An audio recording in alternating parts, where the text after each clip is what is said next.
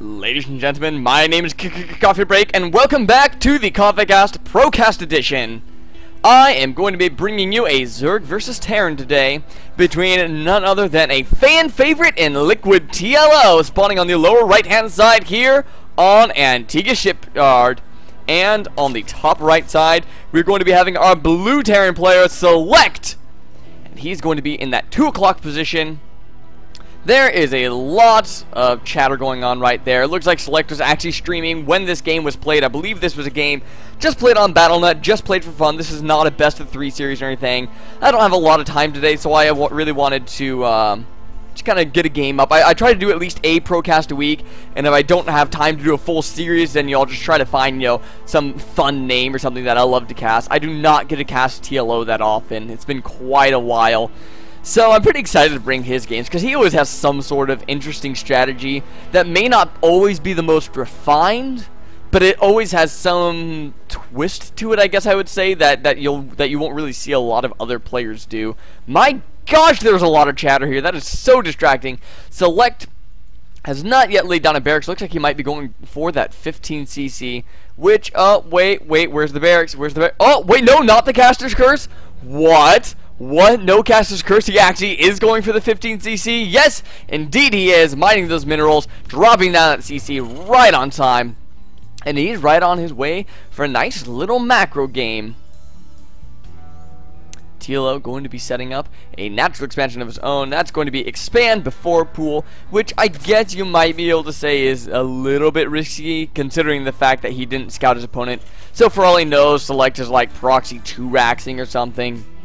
But it looks like, these guys know each other pretty well, so you kind of have that repertoire. You don't really feel, like, I guess I've heard a lot of people say you don't really feel as threatened when you know who you're playing against, when you kind of respect that person, when you're friends with them. Because a lot of the time you'll play a nice, I'll go ahead and say fair, it's not like cheating is unfair, but you'll play a nice, fair game and just have a good time with it.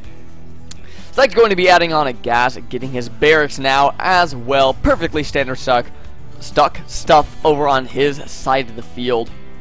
Spawning pool now just about to finish up for TLO. No gas, so no metabolic boost quite yet for TLO. Going to be sticking on just droning up for a while here. Maybe get a few lings out for some map control, and to kill this SCV, maybe a marine or two if he can be able to pick one off. And everything's just going to kind of go ahead and proceed as normal. I just want to point out the timing TLO had was beautiful right as that pool finished. And I mean, like, right as the pool finished. Had just enough minerals, gets 2 queens started right at the same time. I know, pro players do this all the time. They practice so often that they just have the capability to do this. It still blows my mind, because I'm the kind of guy where if I like get 100 average APM, it's like, oh jeez, oh my gosh, Micromaster over here. So just these little feats here. I mean, heck, if I remember my 26 pylon, I'm normally pretty freaking stoked. If that gives you any sort of indication of my play. So yeah, that's always mind-boggling to me that these players play enough to do that. An interesting little theory out there while we're still in the early stages of the game, as we see a factory and reactor go down for this barracks.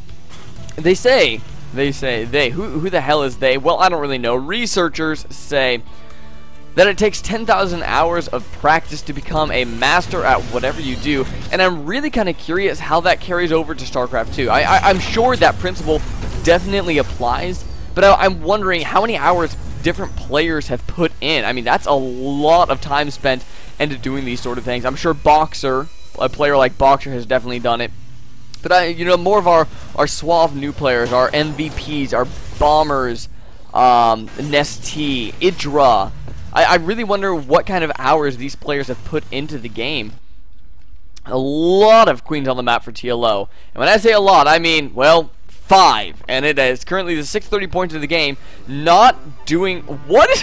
TLO, what are you up to? No larva injects going down on these hatcheries. Just using the queens for, I believe, pure creep spread.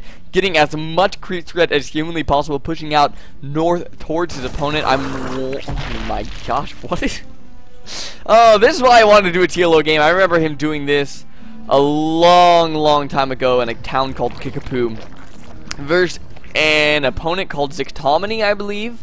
I believe that was a ZvT, and I mean, like, this was when Antigua Shipyard was like a brand new map, and what he did was he pushed out across the map with these creep tumors, came up to his opponent's base right around here, and then started creeping up into his opponent's base to stop him from being able to construct a building. He forced scans on those creep tumors just to make it so that his opponent couldn't give his full attention to what was going on in his base. It was actually super interesting. I'm not really giving it justice, because I mean, like, this was months ago. I can't even remember exactly what happened in the game. I don't even know if TLO won. He probably did, because he's a nerd baller like that, but kind of hard to remember. So many queens right now. That is 8 queens, 9 on the field actually, and roaches coming out on the map.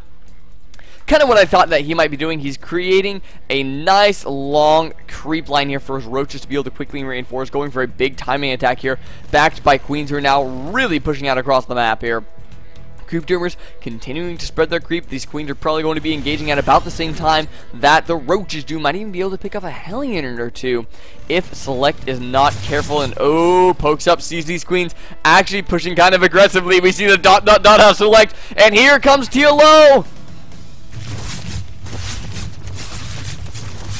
Slowly, here comes TLO, now pushing up against this wall, going to be able to take out one supply depot here. These queens actually do have enough range of 7 to outrange these marines, even if they were in a bunker. So TLO actually in a fairly good position here, not a ton of units on the field for Select, and at that, marines and Hellions are not the greatest counter to roaches. So TLO is just going to kind of push up straight into Select's base, and actually he's doing quite a bit of damage. Stim has finished, and those marines did stim up. One medevac is on the field, however, I don't think it's going to quite be enough. So many SCVs being pulled up the line. We're running kind of low on roaches now, though, down to about 10 roaches more coming onto the field, being rallied up across the map, across this nice long creep line here that TLO has set up, which once again means his reinforcements are going to be super fast. TLO letting this bunker complete, which means mass repair is going to be an available option for Select. Is he going to get there in time? There goes the mass repair, and that bunker definitely not dying all that quickly. TLO needs to make sure to focus down these SCVs around, but in the meantime, that is free shots for the Marines in the bunker to be able to start taking out these queens. And there we go, TLO finally losing queens. That's the first time I think the queens have been engaged in this entire battle, transfusing each other, keeping them alive as long as humanly possible. TLO doing actually a lot of damage with this queen roach attack here. 35 to 23 harvesters now. 33 workers were killed by TLO. Really evening things out a lot, considering that he was a little bit behind on that macro there because he was not using Larva Inject. Stim Marines are going to come up and engage these queens. Queens, knowing that their lives are forfeit, going to turn around and just do whatever damage they possibly can before dying, which is absolutely none because there are medevacs on the field. But oh no! Overlords were rallied over into Select's side of the map, which means A, these Overlords are all going to die, and probably all of these creep tumors as well, but reinforcing roaches do come across the map, going to be able to stop that merciless slaughter by Select. Select going to pick up and fly over near his base, but not quite into it. Looks like he wants to really take out a couple of these creep tumors here. TLO looks like he might be gauging up for another attack here. Does have a macro hatchery coming down no third base, so he really doesn't have any plans to do some sort of long-term game off of this, which I mean, I guess that's fine. He's actually in a fairly good position right now. A lot of players will go ahead and do the when you're ahead, just get further ahead sort of strategy and lay down a third base in this sort of situation. I guess I can't really say that for certain because this is such a unique situation, but a lot of players will lay down a third expansion in a situation like this, just to kind of further secure their macro lead. TLO now getting supply block. These Marines marching across the map, killing more Overlords, killing off a lot of creep tumors as well. TLO just going to go ahead, get his +1/+1, the Glial Reconstitution, which is that roach movement speed. Select has Siege Tech on the field, has Marauders with concussive shells on the field as well. Concussive shells, I would like to say, not the greatest tool versus Zerg, because there's just so much Zerg on the map.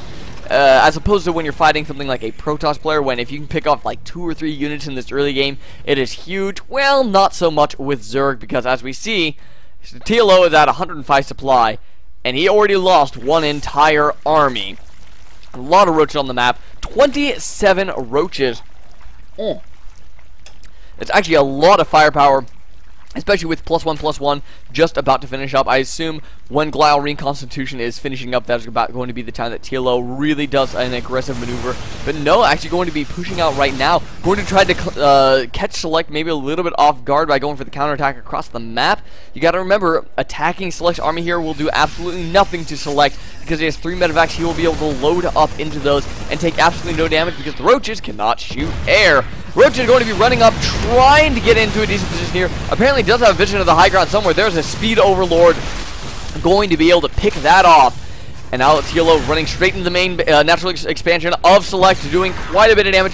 Where are Select's armies? Well, they were thinking about dropping off into the main base, but drones were pulled, roaches were pulled, and that is not going to happen. TLO now into the main base of Select, and going to have pretty much free will over what happens in here. Going to be going straight for those SCVs. Overlords creeping up all over the place, going to disallow landing of buildings and the building of new buildings. Now the SCV is going to be engaging with these medevacs and Marines and Marauder support coming back into the main base, but I don't think it's going to be enough for Select. He is fallen by 80 supply, even if TLO supply blocks. I don't think it's going to matter that he can't remacro his army. He has just done so much damage to Select so far, dropping out a bunch of mules in the middle line, trying to get whatever income he possibly can, but it's just not going to be enough.